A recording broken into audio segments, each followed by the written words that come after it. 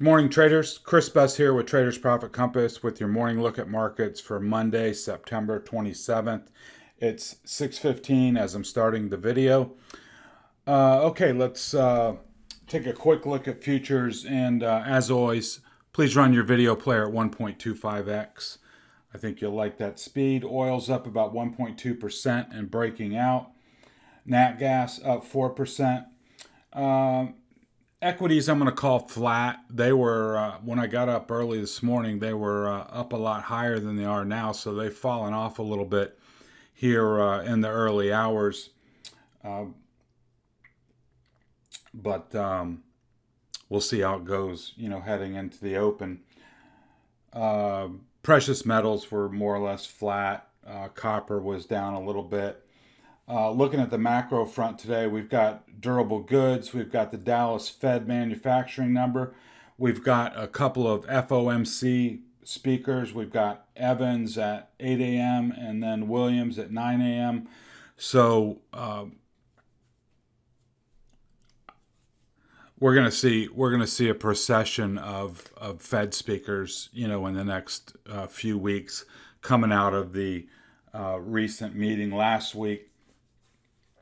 And then, of course, we've got on Capitol Hill, we've got the debt ceiling discussion and this, the budget and the infrastructure bill all mixed up into one. They're battling that out. As far as earnings goes, we're kind of in a lull now, but and I didn't see anything for today, but tomorrow's Micron technology after the bell that is always an important one to watch in the semiconductor sector. And remember, as we roll forward over the next several weeks, remember the lead up into earnings season is usually bullish. So keep that in mind. Remember last week we had the big dump. We can pin that on Evergrande on Monday. Then Tuesday was a consolidation day. Wednesday was the Fed with a positive reaction. And then Thursday and Friday, we had pretty good follow through to the upside. So we'll look at all those levels here in a minute as we get into the charts. I think one of the most dramatic things that happened last week was on the yield front, where the 10-year did a moonshot on mostly Friday, got up, had a breakout here. You can see we'd been in this range between 1.3 and 1.4%, going back all the way into July. We dipped below, then we came back up into the range, and then last week we broke out to 1.45%. Now, the question now is, do we keep going or do we consolidate in this 1.4 to 1.5% range for a while and then make another move either higher or lower? I kind of favor the consolidation idea, but not dramatically so. Just usually on a big move, it takes a few days for for things to settle in a little bit before we get the next big move. So on that basis, I favor a little bit of consolidation. But I think for our purposes, we just need to realign ourselves with yields. And as I've stated here, I think the higher we go, the more it's going to favor the cyclical banking reopening stocks. We've seen that last week. A lot of the cyclicals starting to move, banking doing a lot better, a lot of the reopening trades. And also, this is going to be COVID dependent. If there's some kind of a next wave, that's going to be a damper on things. You'd probably see a yield move if there was bunch of GDP downgrades, stuff like that, with another spike in COVID. But I think my default position is COVID's going to get under control, whether it's sooner or later. We don't know. But I think, well, I'd like to think that we're getting kind of a handle on COVID. And so if the Fed is going to start dialing back the asset purchases in, let's say, December or January, the market is looking ahead to that, and that's going to be positive for rates. And so I think the tilt in our holdings should be tilted towards the cyclicals, banking, reopening, and industrial type trades, as long as rates hold in the 1.4 to 1.5% or higher. And then I think mega cap tech is an exception within, mega cap tech and semiconductors, I think will continue to work, although there may be a headwind for mega cap tech with rising rates. But I think the real headwind for tech will be in the bubble names and the art complex, the super high valuation names that don't have a lot of earnings support. I think those are the ones that will either stall or roll over here, especially in a rising rate environment. I think mega cap tech has a lot of defensive characteristics to it, really strong earnings power. So I think on those names, I think they're going to do well, even if they slow down a little, possibly underperform the cyclicals and the reopening and banking trades, but still manage to grind higher. So we're going to have to, and we will continue to watch that really closely in the days and weeks ahead. Here's TLT, which obviously trades opposite to yields. And we were, the middle of last week, we were testing the upper range of this, the upper end of this trading range between 152 and 147. And so they went from the high of the range to the lower of the range in 2 days. And so now we're more or less testing the 200 here on TLT, which comes in at 146.60. So if you're looking for a trade on bonds, I think we're basically right there. If you see a break below the 200, or if you just want to shoot against 147, I think that's a decent trade to take.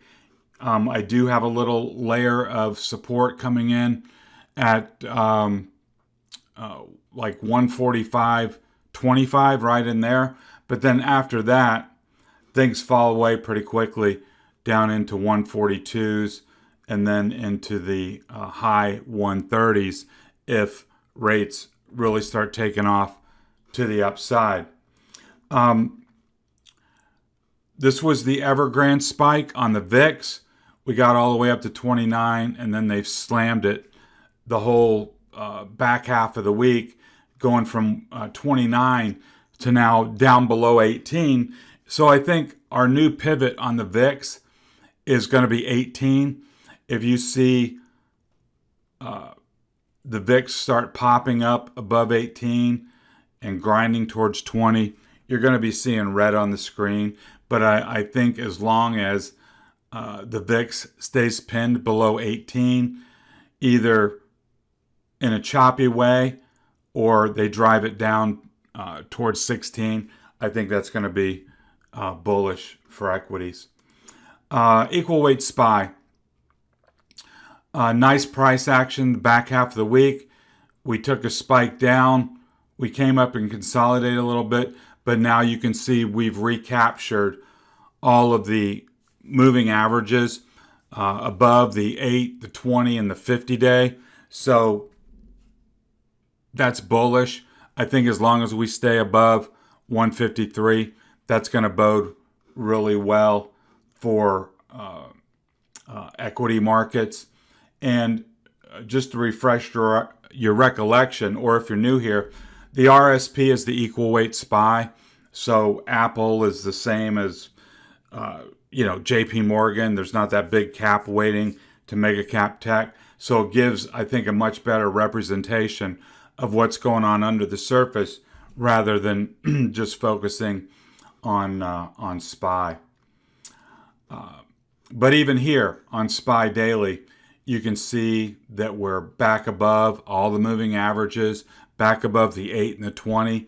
And as far as I'm concerned, that gives us a risk on tilt as long as we stay above those moving averages. And I think the level to hold here is 442.50. If we can stay above that, I think we're going to be in good shape. The warning flag would come if we come back down, retest the top of this gap at 440. And you can also notice that right at the top of that gap is the 50 EMA in green. You drop below, you drop back below the 50 EMA, fill this gap and start heading lower, then, the rally will have proven to be more or less a head fake, if you will. If we roll over here, fill this gap and start heading down. I don't expect that to happen, but you got to be ready for all contingencies, right? Looking at the SPY 2-hour, we just have more granularity. Here's that open gap down here from 438 to 440. Here's where the 50 comes in. I think today, if we can jump above 445, we'd have an open path up to 447, maybe a little bit beyond. You can see that last week's high right here at 445 is going to be a little bit of a resistance level. We're set to open flat or maybe even a little bit red. But as far as support today, I think you can use 443 as your pivot. Here on the 30-minute chart, all I've done is give you a little channel for visual reference. You can see that we've been stair-stepping higher. We're currently at the more or less the bottom of the channel. Here's that 443, 443.50 support. I think as long as we hold that, there's the opportunity to move higher. There's a little resistance here at 445 that we just discussed, the high from last week. And then we've got overhead resistance coming in at 447. Taking a look at the Qs, I think we might be a few ticks. Let's see, where's the 20? 373.26. Yeah, we're a nickel above the moving averages. I think the pivot today is going to be 372.50. We want to convincingly take out that level and get back on track, move into higher ground. I think, just as we said before, I think the Qs, I think the mega cap can still work. I think semis can still work because of their pricing power at the moment. But I think there's going to be a lot of components within the Qs that may have trouble with these rising rates. Looking at the 2-hour, you can see this 374 is an overhead resistance spot. If we can break that out, I think it opens up to 376 and then 378.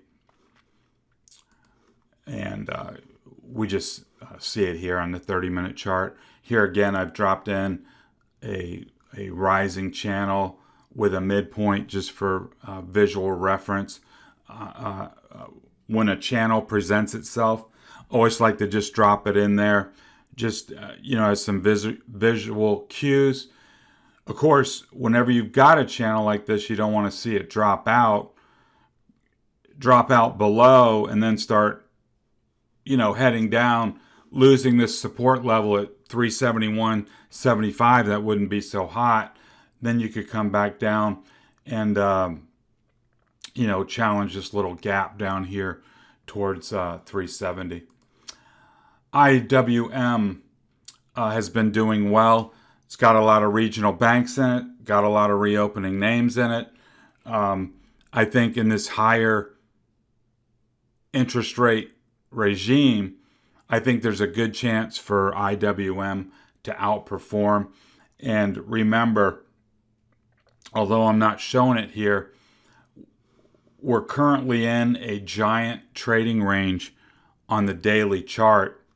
And this 224, actually there's a band between 222 and 224, which is I'll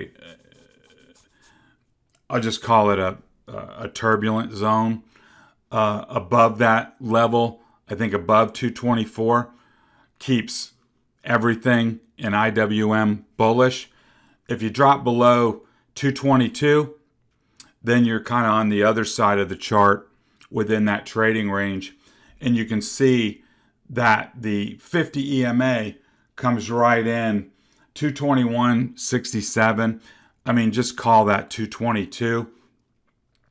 As long as price can hold 222, I think it keeps things productive. If we drop down below 222, 221.50, we've got open gaps here, and then it would make this look like starting to roll over. I really want to see it hold 224, and I think as far as active traders, I would definitely, if we open up down 222 somewhere and then break back up above 224, I would be buying that for sure.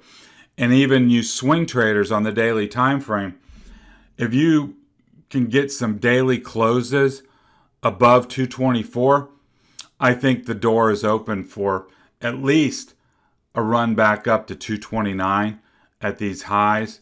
And you can see here the top of the trading range on the daily chart is more or less 234, and then above that we're going to be in blue sky. So I really like the idea of if we can get some closes above 224, then swing that long with some duration definitely into October, possibly November, with either some IWM calls or call spreads. I think those would play out well. And then here it is on the 30-minute chart with all the little intermediate levels we've been talking about. Here's where that 223.25, 223 area comes in, and then 222, and then you've got the open gaps below. Before we get into the FATMAAN names, I want to welcome any new visitors to the channel. I really appreciate you being here. I think if you can learn to trust my levels and then build your execution around those, I think you'll see a dramatic improvement in your trading results. I encourage you to subscribe to the channel, hit that alarm bell, and then jump over to the show notes. There's a link to the website where you can register for all my content. That way, morning, noon, or night, whenever I send something out, you'll get an email in your inbox. You won't have to hunt for it. And then you'll also get an invite to our trading room, which a lot of traders benefit from, and not only for the trade ideas, but also the camaraderie with other traders. And you'll find the group very, very welcoming, and with a lot of ideas beyond what I can come up with on a daily basis. So it's always nice to have other eyes watching charts. And for longtime listeners, I really appreciate your support. Thank you so much. I really appreciate it. Please send the link along to others in your other trading groups you may belong to, or friends and family, anyone who you might think could benefit from the work. I would appreciate that. So Facebook had a really interesting and nice move on Friday. We had some initial weakness on Friday, and on Facebook, you got a nice reach back to this 342 area that if you were on the ball, you were very pleased with how things turned out. You can see that this 342 had held. I mean, look at all the candle touches here.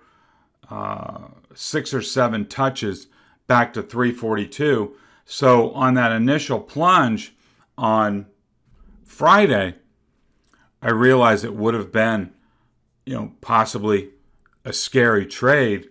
But if you trust the levels and you were looking back in time to see where all this selling pressure was absorbed at 342, then you would have known or had some confidence, at the very least, that getting long Facebook was a very objective trade. Now, objective trades don't always work, but nothing always works. So that's what we use the levels for, that you get long at support with a stop below, and then you see how things proceed from there. And you basically got a moonshot from 342 up to 354. You got a $12 move over the course of the trading day. And, whether you got that as a Friday lotto or you got that as a swing trade, you're on top of the moon right now. So well done. Now today we are in the gap right at the halfway point. And just for you aspiring chartists, whenever you've got a gap or a trading range, you can always drop in a midpoint line. You can see here, it turns out that there's a support and resistance line right here at the midpoint of this gap. And you can tell on Friday, price got to the midpoint of this gap and stalled. So today, on a break above 354, you can look for a gap fill up towards 357. And then if you break out from there, then you'll be challenging the downtrend line and this upper gap at 360. So if you're long already, stay long. If you're not long, I like the idea of getting long against 354 if you do in fact get that break above this morning. And what you want to see hold on the downside is the bottom of this gap at 350. You really don't want price to go below that. It might look like a failed breakout at that point. So I would, if you got long all in here, I would take it off, depending on your time frame, of course. If you're, going out into December and January, you're still fine. But if you're on any kind of short time frames, I would get out of any long idea you had on a break back below 350. Apple, there was a gap down here below, which it has filled. I chose to take it off because we had some good intermediate levels that I thought were more important to keep track of. So now today, I think as long as it holds 146.50, you're in good shape. And you can see that we've got intermediate overhead resistance more or less spaced $1 apart. You can see 147.50, 148.50, 149.50, 150.50. So if Apple is going to advance from here, it's just going to have to stair step higher $1 at a time. And as you know, if you got long for this gap entry, down here, then as price grinds its way higher, you can move your stops up all along the way. And if you see any corrective activity or pullback, you can, take your profits and then wait for a reset to get long again. Tesla's had a nice little run. Note I've jumped over to the daily chart just to give you the wide perspective. We had wrestled with this 770 for a while, going back, several weeks, and now we had a big power candle on Friday, up almost 3%, but more importantly, breaking out above this 770 level. I think you can be long against 770. And you can see that there's a little resistance point here at 790. And then you run into the top of this rising channel, not up until about 820. So, but with this breakout and with price above the bullishly stacked EMA, see here the 8 in pink, the 20 in blue, and the 50 in green, all heading higher, all bullishly stacked, one on top of the other. I think there's a good chance if the market stays together that Tesla can make a move into the low 800s. But first things first, I think 790 is your first target, and then above that we'll open up the low 800s. Microsoft came up off the floor, filled this gap, did a retrace, found support back at the bottom of the gap, and now is working higher. If you were to get a pullback into 297, I think you can buy it there. Support here, support over here, etc. You've got a sizable volume over price bar. Now I don't have it extended, but you can kind of see it comes right in to 297. So I would be a buyer at 297, and I'd be a buyer on a breakout above 300, looking for 302, and then looking for 305 on a move higher. Amazon. Remember, we've got this big gap here. This outer purple box is a gap from earnings way back when. And now this is the Evergrande drop last Monday. So now we've come back and we're about at the midpoint of this gap. I think on a break above 34.30, you should be long, looking for 34.60. So $30 of upside. If you were to get a pullback into 3,400, I think you can buy that with a stop just below. You can see all the candles here that where 3,400 was respected. I think if you got that pullback into there, that's a good chance to buy. And on a breakout above 34.30, looking for 34.60, and then moving up higher after that. Google's been doing really well, filled the gap rather quickly. Now we're inside this little rising channel that I dropped in. I think it's pretty clear here that you want to be long above 28.40, and you'll be looking for 28.60 up towards the top of this channel and the bottom of this prior trading range. You can see that that was a zone in here as well. So 2860 is your overhead resistance. But then above that, 2890 on the upside. If you got any kind of pullback, I wouldn't want to see price come back in and lose 2815. That would put it back in this gap range, and that wouldn't be all that productive for bulls. Netflix. I'd use 590 as your pivot, and then your breakout level is going to be around 597.50. You can see it here.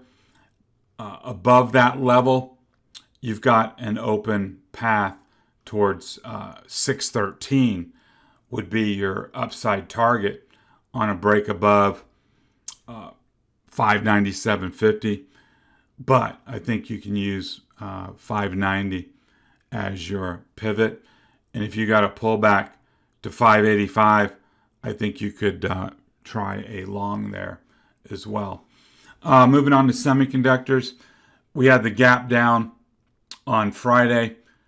Price did not come back to fill that gap, so we've got a little, looks like about $1.50 gap here above on semiconductors. If you can get long on a break above 270, 250, but then you've got 274.50 as resistance. And then you've got this blue sky level at 276. And just to refresh your recollection,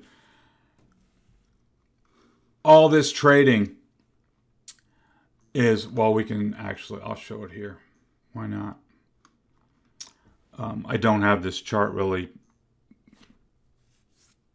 neatly done for you, but you can see 258 was our big breakout level from a $35 wide consolidation that projects a measured move target like 295, right? 35 onto 57, 58. That puts us in the 290s. So here we can see that price is above all the bullishly stacked EMAs. I think on the daily chart, you stay long against 270 and look for a move to recapture the midpoint of the channel and move up into the 280s towards the top of the range.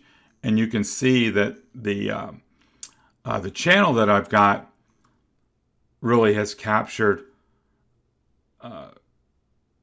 the trading going back into May. Visited the top of the channel, the bottom, moved to the top, moved to the bottom, almost made it to the top, came back down to the bottom. Now we've recycled on the way back up. I think you can stay long against 270 and look for prices in the low to mid 280s towards, counting on a move back up to the top of the channel. That would be my expectation. What would throw a monkey wrench into that is, rolling over, losing 270, losing the 50 EMA, and then losing the channel. Those are your supports on the way down. And I think you'd be seeing a lot of turbulence if semiconductors lost 262.5 and came back down into this trading range. I think you'd have a pretty big sell-off on your hands if we saw that.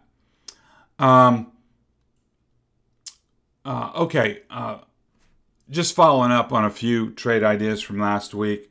We had the big drop in FedEx, and now on Thursday and Friday, it has continued down below the Wednesday low here at 229.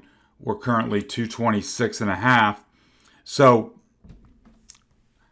technically speaking, it's a short, that doesn't mean you got to run out and short it. But you can see we've moved down into this big void. Not a lot of technical support down here. So depending on how you wanted to set it up in your trade, you could run a really tight stop, like 230 or 231, stay short against that level and look for a down move. Or you could say, I'm going to stay short against 235.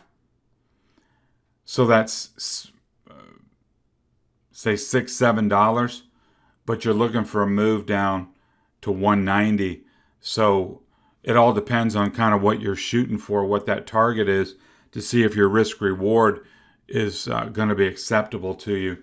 The other one, sister company, UPS, same business, dropped down along with FedEx, tagging the 200, and now we've got a back test of this gap.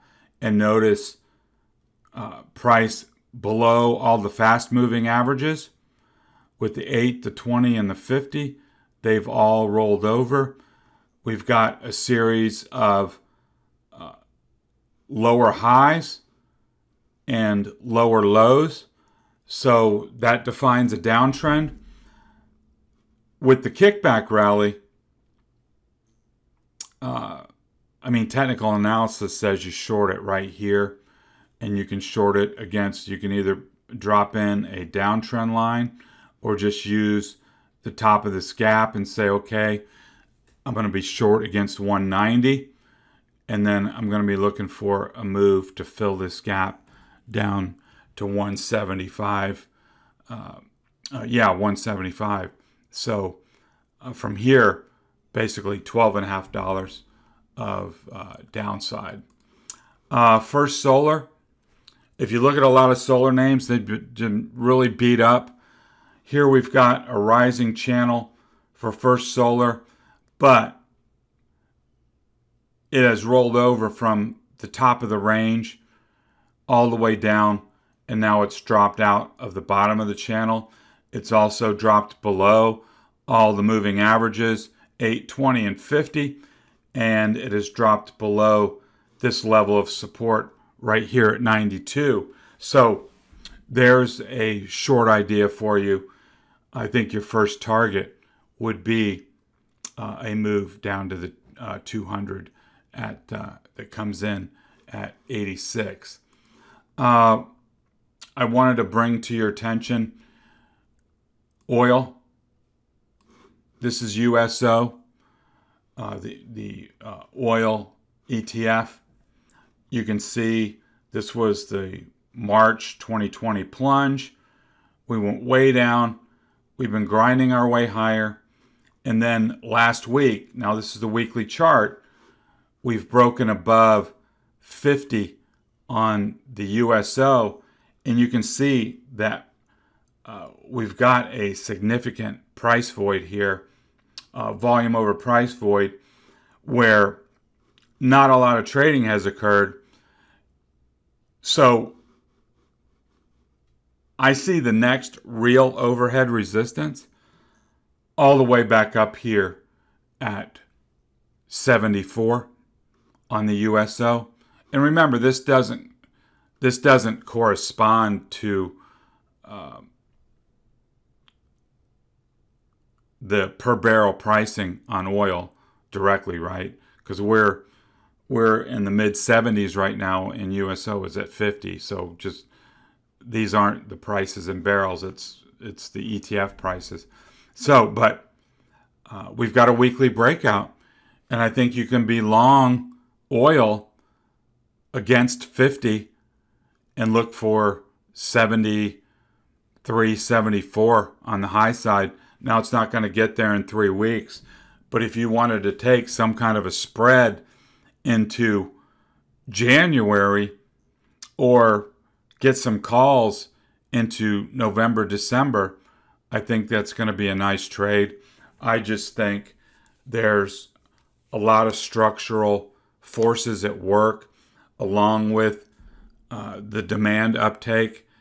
If COVID gets under control, that oil's going higher. So I like USO long here on the breakout. So let's wrap it up here. Quick recap. We got a breakout in rates. That's going to favor cyclicals, banking, reopening. On the macro front, we've got the turmoil, if you want to call it that, on Capitol Hill, debt ceiling, budgets, infrastructure package, all that stuff mixed together. Who knows how it all pans out, but that will be a part of the wall of worry. And don't forget, we've still got Evergrande out there in the shadows. That could be a headline risk going forward. On the plus side, the run up into earnings is usually bullish, and the charts say be bullish. So I think we should be bullish with our eyes open, head on a swivel, as always. Hope you found the content helpful. This has been Chris Buss with Traders Profit Compass. Talk to you next time.